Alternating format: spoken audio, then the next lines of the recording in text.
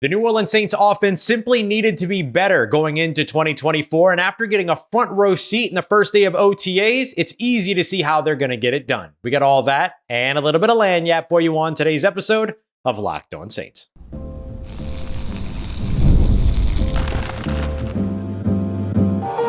You are Locked On Saints, your daily New Orleans Saints podcast, part of the Locked On Podcast Network, your team every day.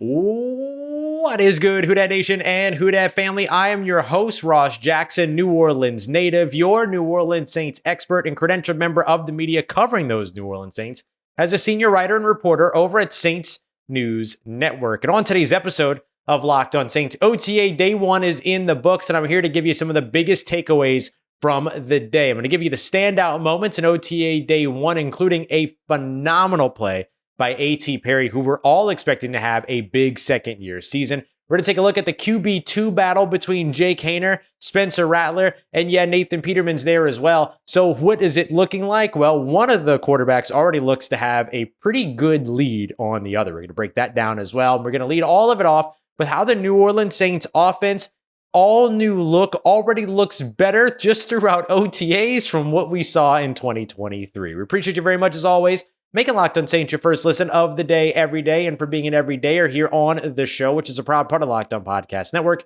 your team every day. The New Orleans Saints offense needed a mini camp practice and an OTA practice to convince me that it is indeed going to be better, or at least look better, in 2024 than it looked in 2023. We know that the New Orleans Saints finished 9th ranked when it came to total offense in 2023, so not bad, but I do think that the run game was lacking quite a bit, and then the passing game took a long time to get into rhythm.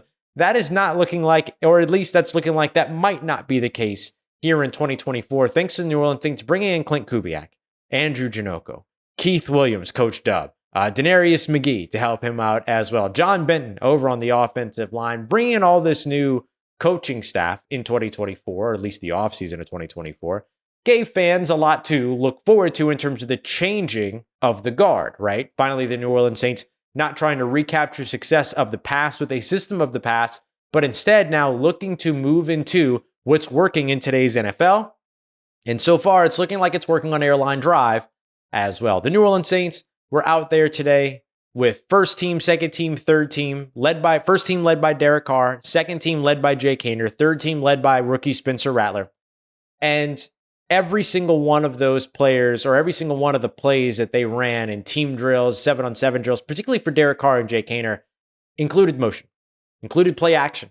One of the biggest plays of the day came on a play action rollout as well. And another big play coming off of a straight play action drop back. We're seeing good things from this New Orleans Saints offense that looks very, very different than it looked in 2023.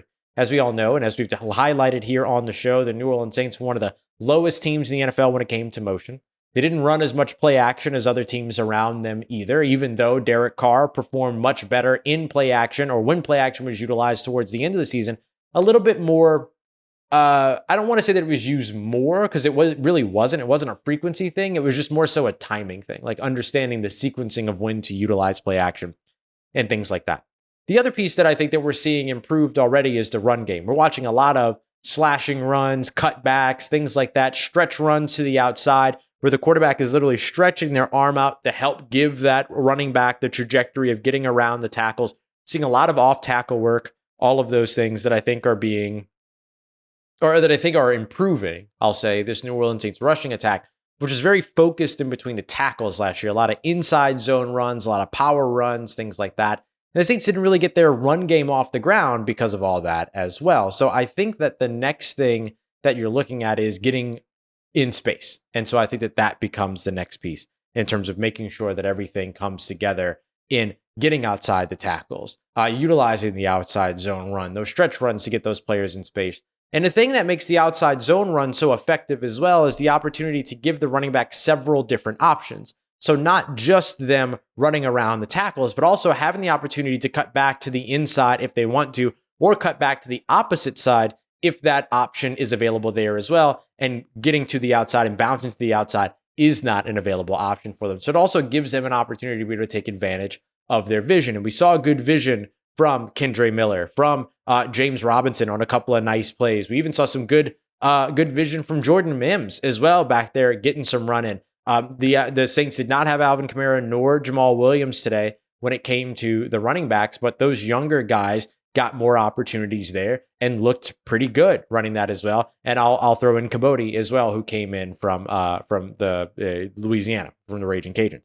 The Saints had played Taliese Fuanga at left tackle and Trevor Penning at right tackle, which was really interesting. And then they used the rotation of Nick Saldiveri as well as Shane Lemieux, the veteran that they just signed after he finished his time with the New York Giants this offseason.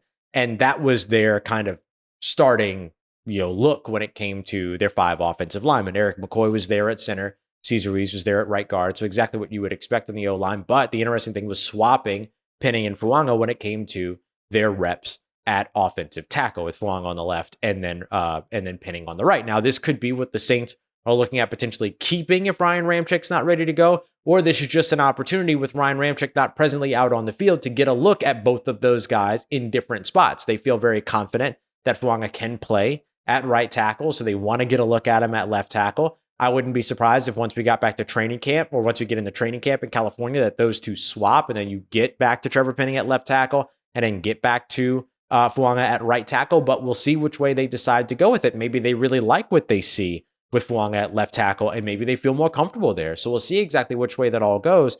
But what I will say, and the reason why I highlight that sort of mix and match when it came to the offensive line, is that despite all that mixing and matching, the run game still looked effective. It still looked good. It looked quick. It looked fast. It looked controlled. It looked like it was ready to establish and kind of maintain its presence as a physical run game, but also an athletic run game that got these guys out in space and allowed them to do what it is that they did best. The other two things that I'll highlight for the offensive side that I think that we have seen change and that I think will end up helping the Saints, and in fact, Derek Carr talked about this during his media availability with us. Number one is shorter verbiage getting in and out of the huddle. That helps a lot with just getting everybody operating faster, getting out of the huddle with more seconds left on the shot clock, on the play clock, and all those other things. I think that helps a ton too, because it allows them then to get to the line of scrimmage, utilize motion, have time on the play clock to watch and see how the defense reacts, make adjustments based on that, and then be able to snap the ball after they make those adjustments. So I do think that has a lot of value. And similar looks over and over again, despite whatever play they're running. If they're running a run play or a passing play, if they're running a play action or a play action rollout, or if they're running a quick pass, or they're looking to take advantage of something deep, the offense structurally looks the same, with the exception of, for us, obviously we saw different numbers, right? But the position groups, all those other things, it seems that they've kind of culled all that down as well to kind of allow you to be able to go out there with the same look over and over and over again, and then just run a bunch of different plays out of it. This is what we've watched the Los Angeles Rams and Sean McVay do for years and years and years. It's good to see them kind of simplifying that as well. Finally, I'll add that there's a little bit of value to the defense here too. The defense finally having to practice constantly against play action rollouts. Quarterbacks getting outside the pocket, moving pockets, things like that, which I think will have a really, really nice impact on the team, to where they're not only going against that for scout teams, but they're going against that over and over again, which might help them out with some of that mobile quarterback problem that we have seen over recent years as well. So the New Orleans Saints offense is expected to be better in 2024. And with that opportunity to see what we've seen over the course of minicamp and OTA day one, it's clear to see the things they've implemented to help them get there. Now let's see if they can capitalize on all of it. Two guys looking to capitalize on opportunity are Jake Haener and incoming rookie quarterback Spencer Rattler. One is clearly in the lead. However, let's break down the QB2 battle here as we continue on with today's episode of Locked On Saints, part of Locked On Podcast Network, your team every day. Today's episode of Locked On Saints is brought to you by our friends at Yahoo Finance. I say all the time that I wish that I would have been taught in high school better money habits, how to operate within stocks, how to operate within investment, how to take care of my own 401k and my own different types of brokerage and things like that. How do I do all that? And I didn't get that opportunity, didn't get that education in high school, as many of us did not. But there are services out there that can help guide you if you're interested in getting into investing or simply just better money habits. And Yahoo Finance is the #1 finance destination. They produce a holistic look at everything that you need from the financial news cycle, including breaking news, original editorial stuff as well, analytics ratings. There's a ton for you to check out, including also independent research. So you know you're getting some good stuff there. I use Yahoo Finance now so that I can get involved in investing, something that I haven't really kind of tried to cross over into before, but trying it out now in Yahoo Finance has been awesome. So if you're looking to get started, you want to be able to get that comprehensive financial news and analysis. You're going to find that with the brand that every great investor trusts, yahoofinance.com, the #1 finance destination. Again, that's yahoofinance.com, yahoofinance.com. All right, family, the New Orleans Saints have a very intriguing QB2 battle, and right now it's between second-year quarterback Jake Haener and rookie quarterback Spencer Rattler, although Nathan Peterman can be in the conversation as well. But I want to tell you what we saw from both of those young quarterbacks today and why Jake Haener is firmly in the lead, at least to get started. We appreciate you very much, as always, making Locked On Saints your first listen of the day every day. Don't forget to also go and check out the Locked On Sports Today 24/7 stream. More exciting stuff in the 24/7 stream world coming here from Locked On. But right now, Locked On Sports Today is live, ready for you to check out. You can avoid all of those different networks, all the yelling and the screaming and all of this stuff. You can just enjoy big news from the local experts that cover their teams and know their teams better than anybody else. You can find that the Locked On Sports Today 24/7 stream on YouTube or on the free Amazon Fire TV channels app as well. Proud part of Locked On Podcast Network, your team every day. So today, the participating quarterbacks were Derek Carr, second-year quarterback Jake Haener, who they traded up and drafted in the 4th round last year in the 2023 NFL Draft, and then Spencer Rattler, who they drafted this year, the rookie quarterback, in the 5th round. And they operated in that order. Derek Carr was with the first team. Jake Haener was in the second team. And then Spencer Rattler was with the third team. Nathan Peterman did not participate, but he was present. Red jersey on, all the stuff that you would expect to see from a quarterback, but no helmet, just kind of standing off to the side. Right now, Jake Haener is firmly in the lead. And listen to how I say this, firmly in the lead to start the QB2 battle. Doesn't mean that he has earned his way into the lead yet or anything like that. This is the first OTA practice. You get what I'm saying. To start things off, though, Jake Haener's firmly in the lead. I'm going to give you 3 reasons why. First of all, he already seems very comfortable in this system. Now, Spencer Rattler seems very comfortable in this system as well, so this just kind of equalizes the both of them. But the second and third thing separate Jake Haener from Spencer Rattler. The second thing is that his accuracy, his pacing, his footwork, all on point, at least today, right? Watching during today's practice, placing every pass in catchable areas for the players within their frame, with the exception of one pass, which I'll tell you about in the next segment. All that. Very accurate, very on time, very just comfortable getting the ball to his passers. And this makes sense. He's got familiarity with some of these guys that are in the locker room already. So I think that ends up helping him quite a bit. And that's okay. The other thing is that Spencer Rattler really struggled to get in and out of the huddle. There were 2 times where they had to re-huddle, and then there was 2 times rather, to where there were a false start.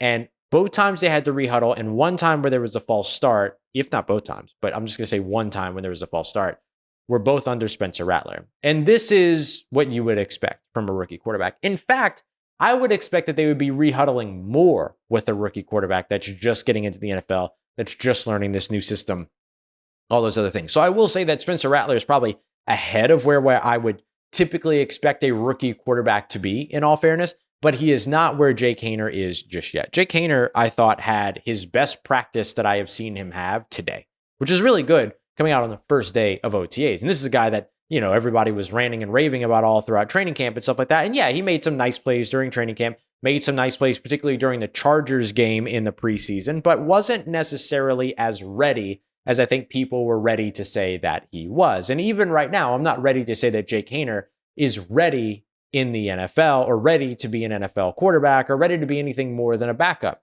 NFL quarterback. That's not fair of me to say right now because we haven't seen him we haven't even seen him as a backup quarterback, if we're being honest. It was Jameis and Taysom were more immediate backups than Jake Haener was last season, especially with the suspension early on in the season. That kind of screwed things up for Jake a little bit too. So I'm not saying this to count Spencer Rattler out, because this is how this is going to work, right? Everybody that loves Spencer Rattler is going to get super excited when he has a really good practice.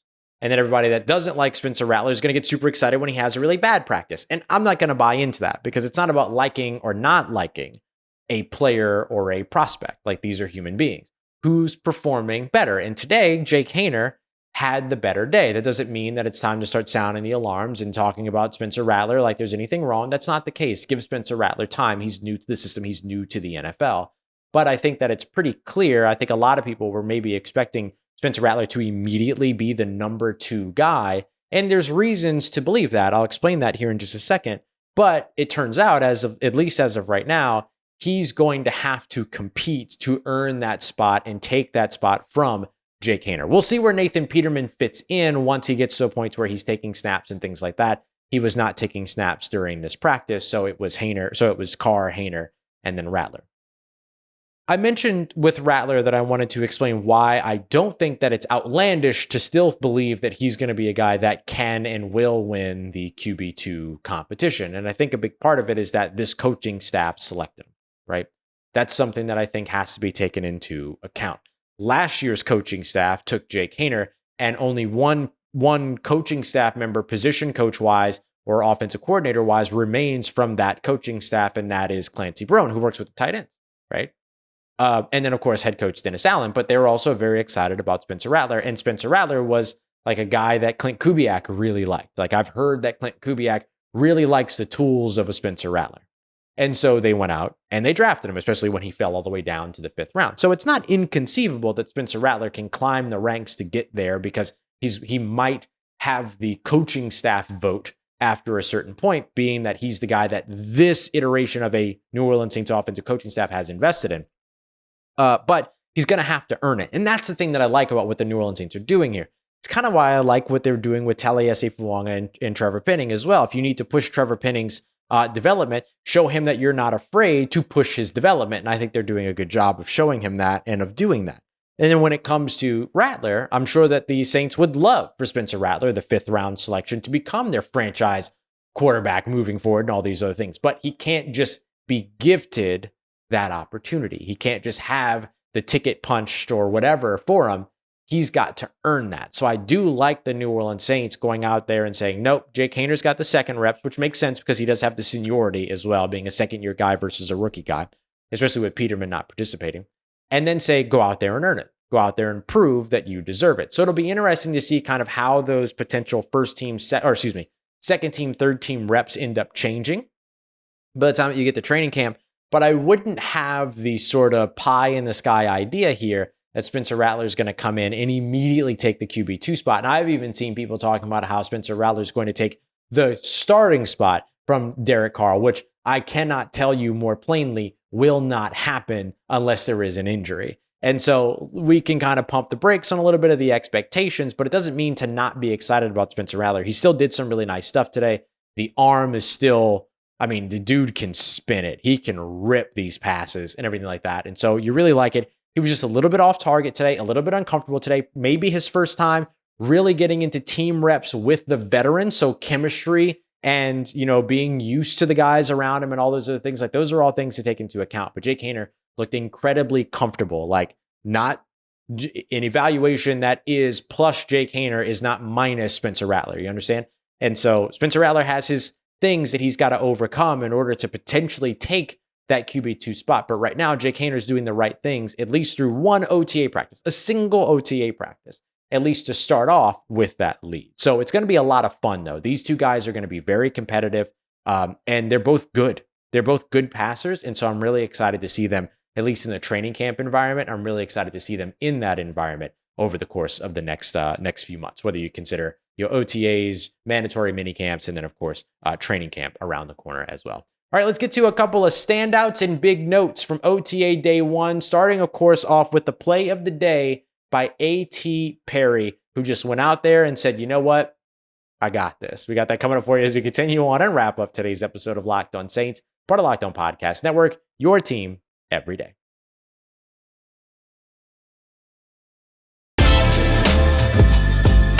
Let's get it, Who Dat Nation. The New Orleans Saints were out at OTAs for their first day of practice, and it was A.T. Perry who immediately stole the show. We appreciate you very much as always, from being here with us for another episode of Locked On Saints. Don't forget, we are your team every day. So we'll be back tomorrow.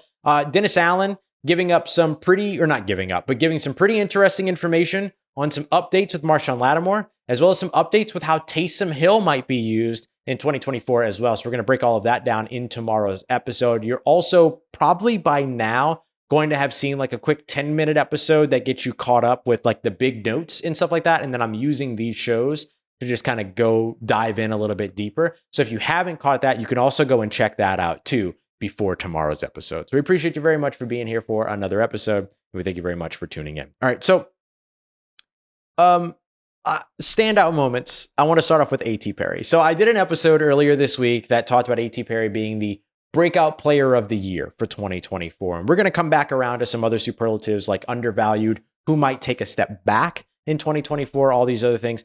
But what I wanted to start off with was the breakout players before OTA started, because I had the feeling that some of these guys might start to make themselves known right away. And one of the players that has definitely made themselves known right away is A.T. Perry. A.T. Perry had the play of the day, which took place in 7-on-7s. This was a throw from Jake Haener, straight drop back on a throw to A.T. Perry over the middle of the field.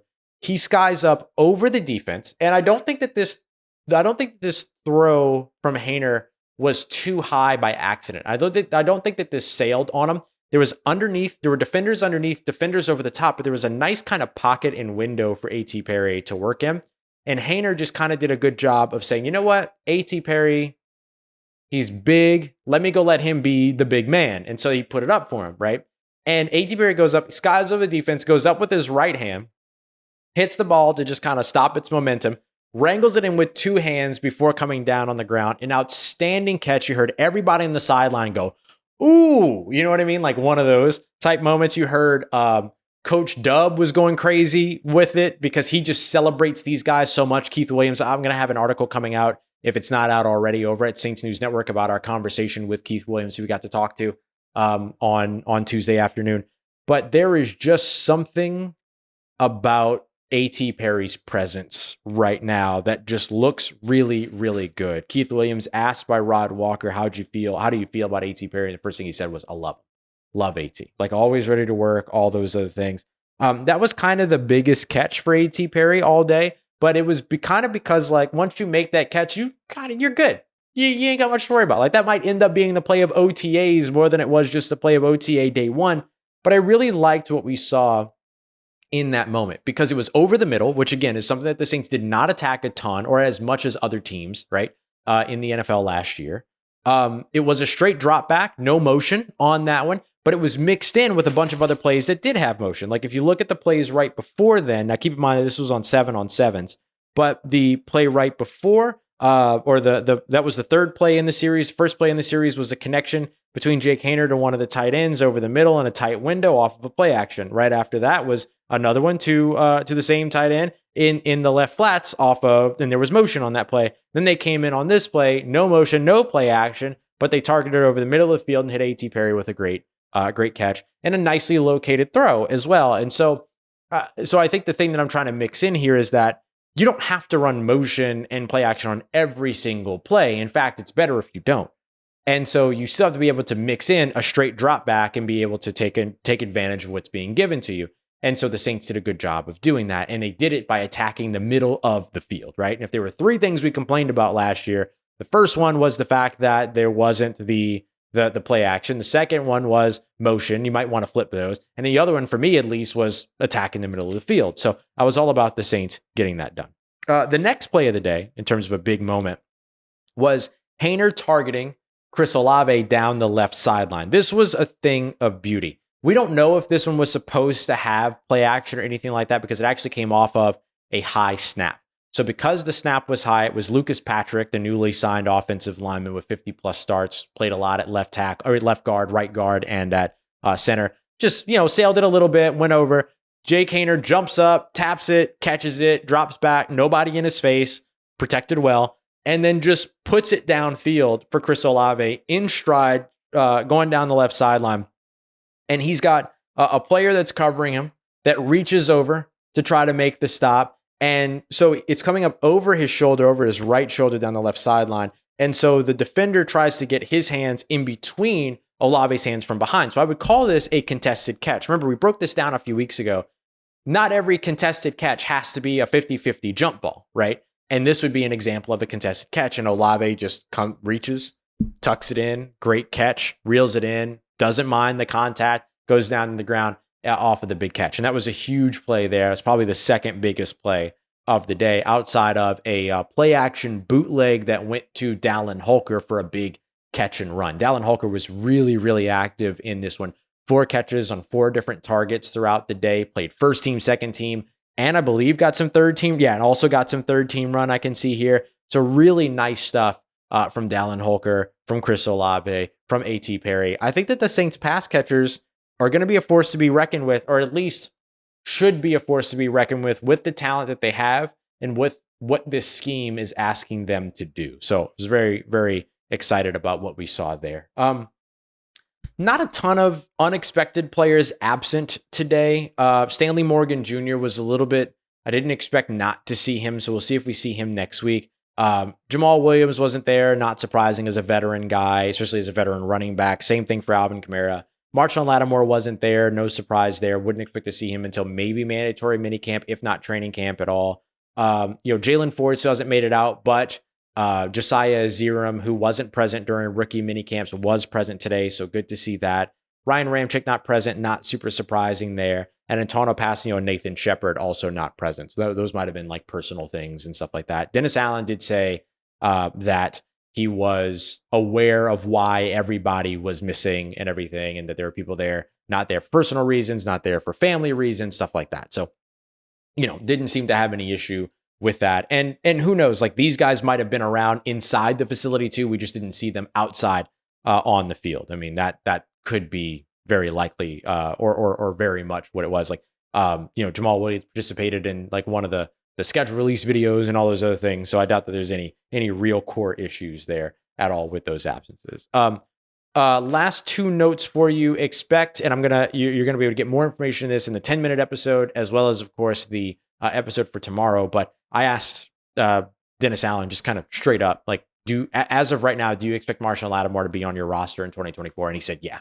And so now that's both him and Mickey Loomis that have said that. This is on the tails of, Dennis kind of talking, DA kind of talking about the, conversation they had 2 or 3 weeks ago. Catherine Terrell doing a great couple of follow-up questions on that, being like, hey, what was the positive part of it? All these other things you can kind of, we'll go into that in tomorrow's episode. But that was a big thing. And then Taysom Hill's usage, I don't think anything's really going to change. We actually just might see more from Taysom Hill. So if you want more on those 2 pieces of information, make sure that you come through and check out tomorrow's episode of Locked On Saints. But that gets you caught up with the biggest things from around the first week the first day and the first week of OTAs here for the New Orleans Saints, whose offense looks to be humming and might help to even improve the defense as well. So we'll have more for you in tomorrow's episode. We appreciate you very much as always, making Locked On Saints your first listen of the day every day. Don't forget to also go and check out Locked On LSU with Caroline Fenton, Locked On Pelicans with Jake Madison in between these episodes for your second listen as well. Appreciate you very much as always, making Locked On Saints a part of your day, part of your routine, for saying yes to me and the show. As always, if you see me, please say hi. And if you need anything else around your New Orleans Saints in between these episodes, make sure you follow me on your favorite social media at Ross Jackson, NOLA. Hit me up. No, not a family's doing. Let me know how you living. Let me know how you momming them. And trust Who Dat Nation, I'll holla at you.